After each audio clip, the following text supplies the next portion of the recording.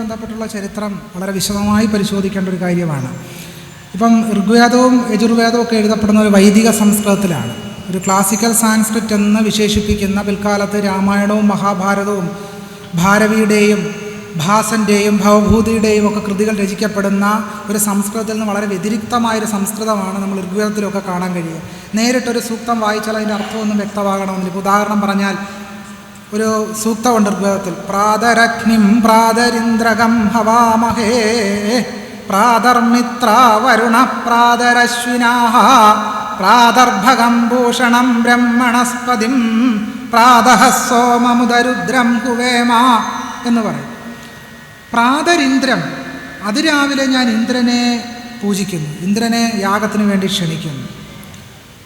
ഭഗം ഭക്ഷിത്യാഹ, ഐശ്വര്യം ഭുജിക്കുന്നതിന് വേണ്ടി ഇന്ദ്രനെ ഞാൻ പ്രാർത്ഥിക്കുന്നു എന്നൊക്കെ പറയുന്ന അർത്ഥത്തിലുള്ള വൈദിക സൂക്തങ്ങൾ ക്ലാസിക്കൽ സാൻസ്ക്രിറ്റിൻ്റെ വളരെ ലളിതമായി മനസ്സിലാക്കാവുന്ന രീതിയിലുള്ള സംസ്കൃതത്തിന് വളരെ വ്യതിരിക്തമായ ഒരു സംസ്കൃതത്തെയാണ് വൈദിക കാലഘട്ടത്തിൽ പ്രതിനിധീകരിക്കുന്നത്. അത് തീർച്ചയായിട്ടും ഇന്ത്യയിലേക്ക് കടന്നു വന്ന ആര്യബ്രാഹ്മണരുടെ ഒരു ഭാഷയായിട്ടാണ് അത് വികസിച്ച് വന്നത് എന്ന് പഠനങ്ങളിൽ നമുക്ക് അറിയാൻ കഴിയും. പക്ഷേ യജുർവേദ കാലഘട്ടം കഴിഞ്ഞ് അഥർവവേദത്തിൻ്റെ രചനാഘട്ടമാകുമ്പോഴത്തേക്കും ആര്യന്മാർ ഗംഗാസമതലങ്ങളിലൊക്കെ തന്നെ താമസിക്കുകയും ഗംഗാസമതലങ്ങളിൽ നിന്ന് കുറച്ചവർ നമ്മുടെ ഇന്ത്യയുടെ ഹൃദയഭാഗത്തേക്ക് അവരുടെ സഞ്ചാരം നീങ്ങുന്ന ഒരു ഘട്ടത്തിൽ ആണ് അഥർവവേദത്തിൻ്റെ രചന ആ അർത്ഥത്തിൽ പൂർത്തീകരിക്കപ്പെടുന്നത്.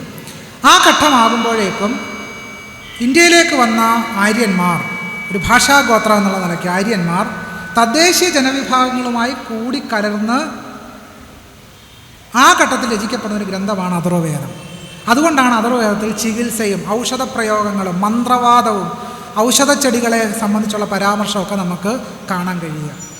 സംസ്കൃതം ഒരു ദേവഭാഷ എന്നുള്ള പ്രയോഗം നമ്മൾ ആദ്യമായി കാണുന്നത് കാളിദാസൻ്റെ കുമാരസംഭവത്തിലാണ്. ആദ്യമായി ദേവന്മാരുടെ ഭാഷയാണ്, സംസ്കാരവത്യേവ ഗിരാം മനീഷീം തയാസഭൂതച്ച വിഭൂഷിതശ്ച എന്ന പ്രയോഗം ആദ്യമായി പറയുന്നത് കാളിദാസൻ്റെ കുമാരസംഭവത്തിലാണ്.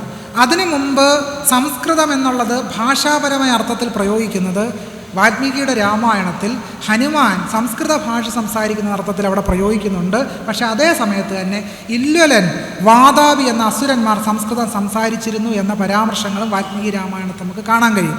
ഈ അസുരന്മാരെന്ന് പറയുമ്പോൾ ആദ്യഘട്ടത്തിൽ ഇവിടെ തദ്ദേശീയ ജനവിഭാഗങ്ങളെന്ന അർത്ഥമൊന്നും അസുരന്മാർ എന്നുള്ള പദത്തിന് ആദ്യഘട്ടത്തിലില്ല. കാരണം സെൻ്റവസ്ഥ പോലുള്ള ഗ്രന്ഥങ്ങൾ പരിശോധിക്കുമ്പോൾ ആര്യന്മാർ ഇറാനിൽ താമസിക്കുമ്പോൾ, ഇറാനിൽ നിന്ന് അവർ അഫ്ഗാനിസ്ഥാൻ ചുരം വഴി ഇങ്ങനെ ഇന്ത്യയിലേക്ക് കടന്നു വരുമ്പോൾ ഒരു വിഭാഗം ഇറാനിൽ തന്നെ താമസിച്ചു. ആ താമസിച്ചവരുടെ ഗ്രന്ഥമാണ് സെൻ്റവസ്ഥ. ആ താമസിച്ചവരുടെ ദൈവമാണ് അഹുരമസ്ത എന്ന് പറയുന്ന ദൈവം. അതുകൊണ്ട് അവരുടെ ഭാഷ ഈ പറയുന്ന സെൻ്റവസ്ഥയുടെ ഭാഷയായി മാറി. അവരിൽ നിന്ന് വിട്ടുപോകുന്ന വിഭാഗം ഋഗ്വേദം രചിച്ചു. കാരണം സെൻ്റവസ്ഥയും ഋഗ്വേദം തമ്മിൽ നമ്മൾ താരതമ്യം ചെയ്യുമ്പോൾ സൂക്തങ്ങളും അതിലെ പ്രയോഗങ്ങളും നദികളെ പറ്റിയുള്ള പരാമർശങ്ങളും ഒക്കെ നമുക്ക് തത്തുല്യമായിട്ട് കാണാൻ കഴിയും. കാരണം അവിടെ സെൻ്റവസ്ഥയിൽ അഹുര എന്ന് പറയുന്നൊരു പ്രയോഗം കാണാം. അത് നമ്മൾ വൈദിക സംസ്കൃതത്തിലേക്ക് കയറുമ്പം അസുര എന്നുള്ളത് കാണാം. ഹപ്ത ഹിന്ദു എന്നുള്ള പരാമർശം സെൻ്റവസ്ഥയെ കാണാം. സപ്ത സിന്ധു എന്നുള്ള പരാമർശം വൈദിക സംസ്കൃതത്തിൽ കാണാം. അപ്പോൾ ആദ്യഘട്ടത്തിൽ ഇത് ഇൻഡോ യൂറോപ്യൻ ഭാഷാഗോത്രമായ ആര്യന്മാരുടെ ആ ഭാഷയായിട്ടാണ് സംസ്കൃതം, വൈദിക സംസ്കൃതം നിലനിന്നിരുന്നത് എങ്കിൽ പിൽക്കാലത്ത് തദ്ദേശീയ ജനവിഭാഗങ്ങളുമായിട്ട് ഇടകലരുന്നതിൻ്റെ ഭാഗമായി ബൗദ്ധരും ജൈനരും ഒക്കെ തന്നെ സംസ്കൃതത്തിലുള്ള ഭാഷാ പ്രയോഗങ്ങൾ ആർജിക്കുകയും ഒരു ക്ലാസിക്കൽ സംസ്കൃതം രചിക്കപ്പെടുന്നത് ഇന്ത്യയിലെ തദ്ദേശീയ ജനവിഭാഗങ്ങളുമായിട്ട് ഇടകലർന്നതിന് ശേഷമാണ്. അതുകൊണ്ട് ദ്രാവിഡ ഭാഷാ ഗോത്രത്തിലുള്ള ധാരാളം പദപ്രയോഗങ്ങൾ നമുക്ക് അഥർവവേദത്തിലൊക്കെ തന്നെ കാണാൻ കഴിയുന്നതായിട്ടുണ്ട്. അപ്പോൾ ഇതിൽ നിന്ന് സൂചിപ്പിക്കുന്നത് ദേവഭാഷ എന്നുള്ള പ്രയോഗം ഒരു ക്ലാസിക്കൽ സംസ്കൃതത്തിൻ്റെ കാലഘട്ടത്തിലാണ് ഉരുത്തിരിഞ്ഞത്. ആ ഘട്ടത്തിലാണ് ഇത് ദേവന്മാരുടെ ഭാഷയാണ്, ദേവവാണിയാണെന്നൊക്കെ പറഞ്ഞ് സ്ഥാപിക്കാനുള്ള ശ്രമം നടക്കുന്നത്. പ്രത്യേകിച്ച് പാണിനിയുടെ അഷ്ടാധ്യായി രചിക്കപ്പെടുന്നതോടുകൂടിയാണ് ഈ ഭാഷ ഒരു സംസാര ഭാഷയെ അല്ലാതായി മാറുന്നത്. കാരണം പാണിനി അഷ്ടാധ്യായി രചിച്ചത് സംസ്കൃതത്തെ ഒരു സംസാര ഭാഷയായി നിലനിർത്തുന്നതിന് വേണ്ടിയല്ല, അതൊരു വൈജ്ഞാനിക ഭാഷയായി നിലനിർത്തുന്നതിന് വേണ്ടിയാണ് എന്ന് അഷ്ടാധ്യായെ സംബന്ധിച്ച് ആഴത്തിൽ പഠനം നടത്തിയ ജിയു തിട്ട അദ്ദേഹത്തിൻ്റെ പൊല്യൂഷൻ ഇൻ സാൻസ്ക്രിറ്റ് എന്ന് പറയുന്ന വിഖ്യാതമായ പ്രബന്ധത്തിൽ ഭാഷ മലിനീകരിക്കപ്പെടാതിരിക്കാൻ വേണ്ടിയിട്ടാണ് ഭാഷ വളരെയധികം കർക്കശമായ വ്യാകരണ സമ്പ്രദായത്തിനുള്ളിൽ നിലനിർത്തുന്നതിന് വേണ്ടി അതിനൊരു സംസാര ഭാഷയാക്കാതെ വൈജ്ഞാനികമായ ഒരു താക്കോൽ ഭാഷയാക്കി മാറ്റുകയാണ് യഥാർത്ഥത്തിൽ അഷ്ടാധ്യായിയുടെ നിർമ്മാണത്തിലൂടെ പാണിനി ചെയ്തത് എന്നുകൂടി നമ്മൾ കാണണം. പക്ഷേ അതേ സമയത്ത് തന്നെ കേരളത്തിലേക്ക് സംസ്കൃതം വന്നതിൻ്റെ ഒരു പാരമ്പര്യം പരിശോധിക്കേണ്ടതായിട്ടുണ്ട്. നമ്മൾ ശങ്കരാചാര്യർ കേരളീയനാണ് എന്ന് പറയപ്പെടുമ്പോൾ പോലും അദ്ദേഹത്തിൻ്റെ ദശോപനിഷത് ഭാഷ്യങ്ങളും ഗീതാഭാഷ്യമൊക്കെ നോക്കുമ്പോൾ കേരളത്തിലെ നമ്പൂതിരിമാർ രചിച്ച ഭാഷയിൽ നിന്നും വളരെ വ്യത്യസ്തമായ ഭാഷാപ്രയോഗമാണ് ശങ്കരൻ്റെ ഭാഷ്യത്തിൽ കാണാൻ കഴിയുന്നത്. അത് കേരളത്തിലെ നമ്പൂതിരിമാർ ഉപയോഗിച്ച സംസ്കൃതമേ അല്ല, കുറേ കൂടെ ലളിതമായ സംസ്കൃതമാണ് കേരളത്തിലെ നമ്പൂതിരിമാരിൽ കാണുന്നത്. പക്ഷേ ശങ്കരാചാര്യരുടെ കൃതിയിൽ അത്തരം ലളിതമായൊരു സംസ്കൃത പ്രയോഗമല്ല ഉള്ളത് എന്നുള്ളതാണ്. അപ്പോൾ കേരളത്തിൽ ഈഴവർ ഉൾപ്പെടെയുള്ള വിഭാഗങ്ങളിലേക്ക് സംസ്കൃതം വ്യാപിച്ചതിൻ്റെ അടിസ്ഥാനപരമായ ചാലകശക്തി എന്ന് പറയുന്നത് ബുദ്ധിസത്തിൻ്റെയും ജൈനമതത്തിൻ്റെയും ഒരു പ്രധാനപ്പെട്ട പ്രവർത്തനങ്ങളായിരുന്നു.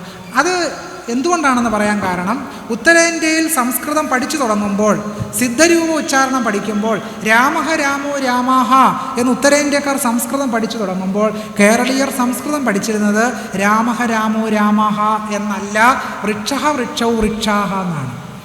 ഇങ്ങനെ പ്രകൃതിയുമായി ബന്ധപ്പെട്ട തികച്ചും സെക്കുലർ എന്ന് ഇന്നത്തെ നിലയ്ക്ക് വേണമെങ്കിൽ വിശേഷിപ്പിക്കാവുന്ന ഒരു ശബ്ദം പഠിച്ചുകൊണ്ടാണ് കേരളത്തിലെ സംസ്കൃത പഠനം ആരംഭിക്കുന്നത്. പക്ഷേ ഉത്തരേന്ത്യയിൽ അങ്ങനെ ആയിരുന്നില്ല, രാമൻ ശബ്ദത്തിലാണ് തുടങ്ങുന്നത്. ഇങ്ങനെയുള്ളൊരു വ്യത്യസ്തമായ സമ്പ്രദായം കേരളത്തിൽ നമുക്ക് കാണാൻ കഴിയും. അപ്പോൾ ആ നിലയ്ക്ക് നോക്കിയാൽ സംസ്കൃതത്തിന് ബഹുസ്വരമായ ഒരു പാണ്ഡിത്യധാര അല്ലെങ്കിൽ പണ്ഡിതധാര സംസ്കൃതവുമായി ബന്ധപ്പെട്ട് ഉണ്ട് എന്ന് നമുക്ക് കാണാൻ കഴിയും. ഇട്ടി അച്യുതനെ പോലെയുള്ള ആളുകൾ, ചാമി വൈദ്യരെ പോലെയുള്ള ആൾ, ചാമി വൈദ്യർ ചരകസംഹിതയ്ക്ക് ആധികാരികമായി വ്യാഖ്യാനം രചിച്ച ആളാണ് എന്ന് 19-ാം നൂറ്റാണ്ടിലെ കേരളത്തിൽ പി. ഭാസ്കരൻ ഉണ്ണി എഴുതുന്നുണ്ട്. അപ്പോൾ വളരെ ആധികാരികമായ സംസ്കൃതം പഠിച്ച ആളുകൾ, ഈഴവ വിഭാഗത്തിൽപ്പെട്ട ആളുകൾ, ഇട്ടി അച്യുതനെ പോലെയുള്ള ആളുകൾ, സംസ്കൃതത്തിൽ അഗാധമായ പാണ്ഡിത്യമുള്ള ആളുകൾ കേരളത്തിലുണ്ടായിരുന്നു എന്നുള്ളതാണ്. ദളിതരുടെ ഇടയിൽ പോലും ആ സംസ്കൃത പാണ്ഡിത്യം ഉണ്ടായിരുന്ന ആളുകൾ ഉണ്ടായിരുന്നു എന്ന നാരായണ ഗുരുവിനെ സംബന്ധിച്ചുള്ള ഒരു ശിഷ്യന്മാരുടെ പഠനത്തിലൂടെ കടന്നു പോകുമ്പോൾ നമുക്ക് ബോധ്യപ്പെടും. ഇതൊക്കെ എവിടെ നിന്ന് വന്നു എന്ന് ചോദിച്ചാൽ അത് കേരളത്തിൽ നിലനിന്ന ബൗദ്ധമായ ജൈനമായ സ്രോതസ്സുകളിൽ നിന്നാണ് അത്തരം ഒരു സംസ്കൃതത്തിൻ്റെ പാണ്ഡിത്യധാരയുടെ പ്രവാഹം നടന്നത് എന്ന് നമുക്ക് കാണാൻ കഴിയും. പക്ഷേ രണ്ട് ധാരകൾ ഇതിൽ നിലനിൽക്കുന്നുണ്ട്.